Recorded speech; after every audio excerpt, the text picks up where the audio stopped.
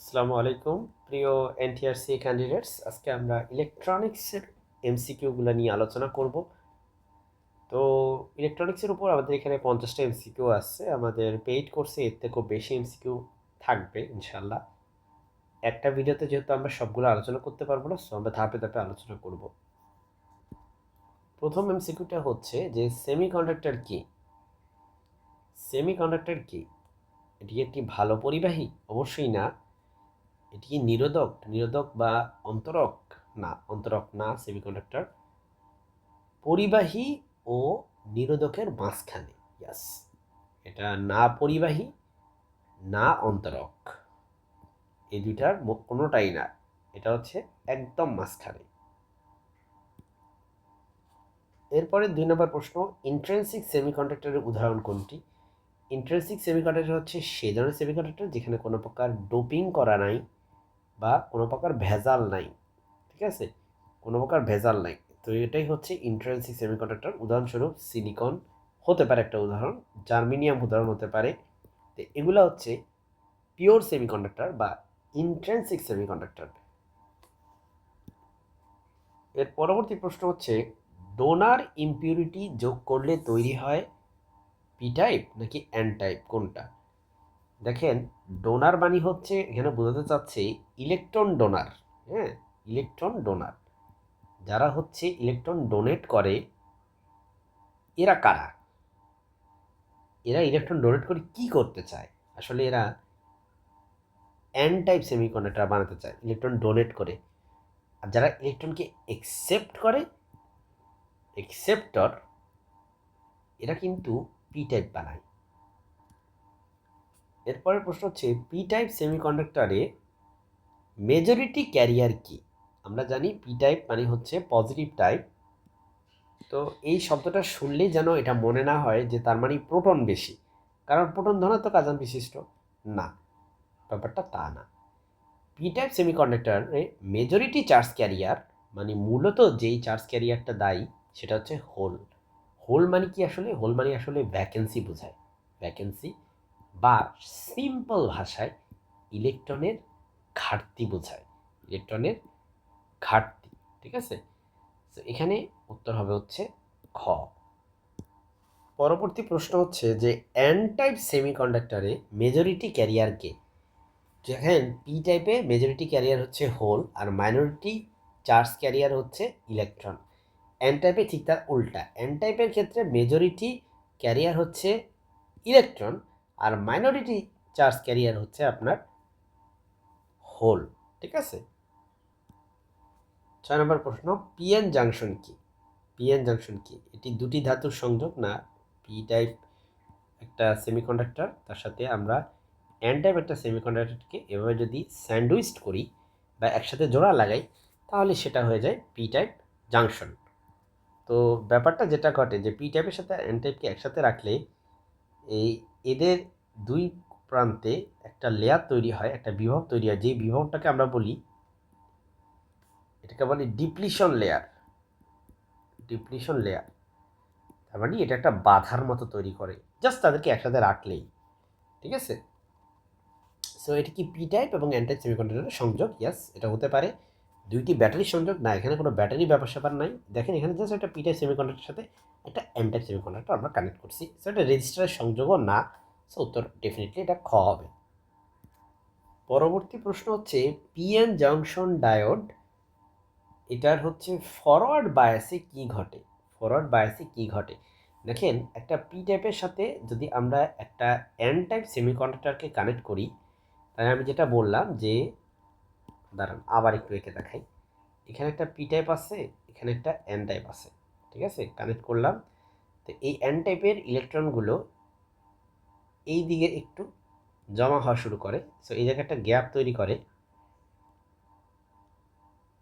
তো এই যে ইলেকট্রনগুলো জমা হয় আর এদিকে একটা গ্যাপ তৈরি হয়, এই গ্যাপটা অতিরিক্ত ইলেকট্রনকে আর আসতে দেয় না, আর এখান থেকেও অতিরিক্ত হোল এদিকে যেতে পারে না। এই যে একটা লেয়ার তৈরি হয়েছে না, এই লেয়ারটাকে আমরা বলি ডিপ্লিশন লেয়ার, বা এই এমন একটা বাধা তৈরি হয় আর কি, যে বাধাকে অতিক্রম করতে পারে না। যখন এটাকে আমরা ফরওয়ার্ড বায়াসে দিই, এভাবে করে আমরা যখন দেখেন পজিটিভ সাইডের সাথে পি টাইপের সাথে হচ্ছে ব্যাটারির পজিটিভ প্রান্ত, এন টাইপের সাথে যদি ব্যাটারির নেগেটিভ প্রান্ত কানেক্ট করেন, তাহলে যেটা হয় সেটা হচ্ছে, আচ্ছা আমি একটা সেল দিয়ে আর কি একটা ব্যাটারি বোঝানোর চেষ্টা করতেছি, বাট বুঝতেই পারতেছেন ব্যাটারি তো অনেকগুলো সেলের সমষ্টি। সো এই পজিটিভ টাইপ থেকে, আর এখানে হচ্ছে নেগেটিভ টাইপ, তাই না, ব্যাটারির নেগেটিভ প্রান্ত। এখান থেকে ইলেকট্রনগুলো এখন যেতে থাকে এদিকে পুশ করে।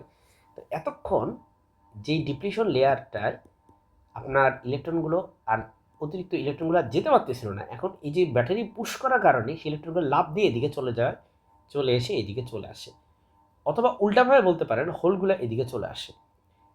সো কারেন্ট পাবো আমরা ফরওয়ার্ড বায়াসের ক্ষেত্রে, এটাকে বলে ফরওয়ার্ড বায়াস, ঠিক আছে। সো এখানে কিন্তু কারেন্ট পাওয়া যাবে, কারেন্ট বাড়বে।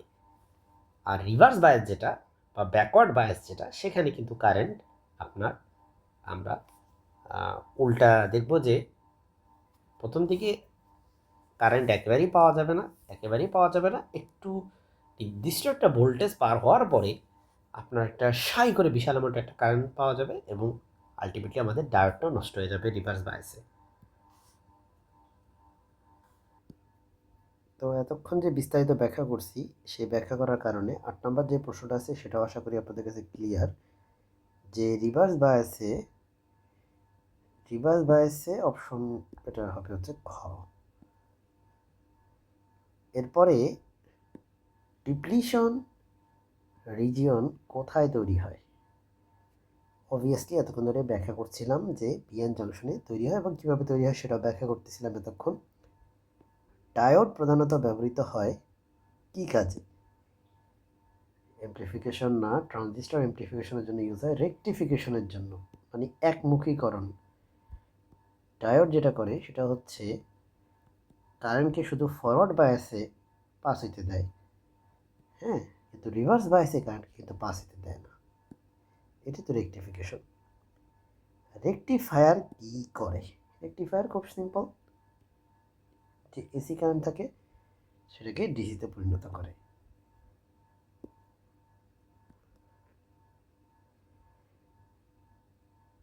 এরপরে আছে আমাদের হাফ ওয়েভ রেকটিফায়ারে কয়টি ডায়োড লাগে?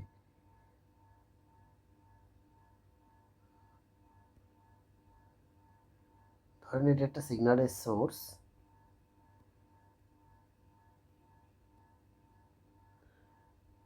এখানে আমরা একটা ডায়োড দিব, ঠিক আছে। আচ্ছা, ডায়োডের চিহ্নটা খুবই ভালো হয় না আর কি। ধরেন এখানে একটা ডায়োড দিলাম, এই ডায়োডটা যেটা করবে, এই ডায়োডটা এই যে সিগন্যালটা আছে এটাকে পাস করতে দিবে, কিন্তু যখনই সিগন্যালটা এদিক থেকে যাবে, এসি কারেন্ট, এটা হচ্ছে এসি কারেন্ট, তখন আর সেটাকে পাস করতে দিবে না, এখানে ব্লক করে দিবে। কারণ এটা হচ্ছে ফরওয়ার্ড বায়াস, আর এদিক দিয়ে গেলে এটা হচ্ছে রিভার্স বায়াস হয়। সো আমরা একটা ডায়োড দিয়ে কিন্তু হাফ ওয়েভকে রেকটিফাই করতে পারি। তার মানে আমাদের ইনপুটটা যদি হয় এরকম এসি,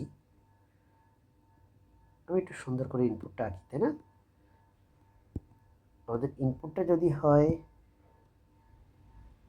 এরকম, তাহলে আমাদের আউটপুটটা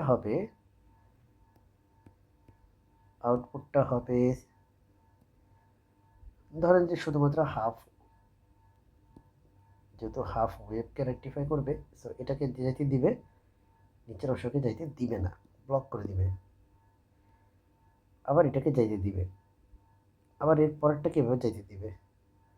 সেটা হচ্ছে ইনপুট সিগন্যাল, আর এটা হচ্ছে আউটপুট সিগন্যাল, ঠিক আছে।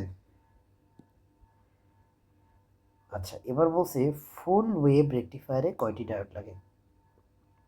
আচ্ছা, যদি ফুল ওয়েভকে রেকটিফাই করতে হয় নর্মালি লাগবে হচ্ছে 2টা ডায়োড, মনে রাখবেন। কিন্তু যদি বলে ব্রিজ রেকটিফায়ার, তাহলে রাখবে 4টা।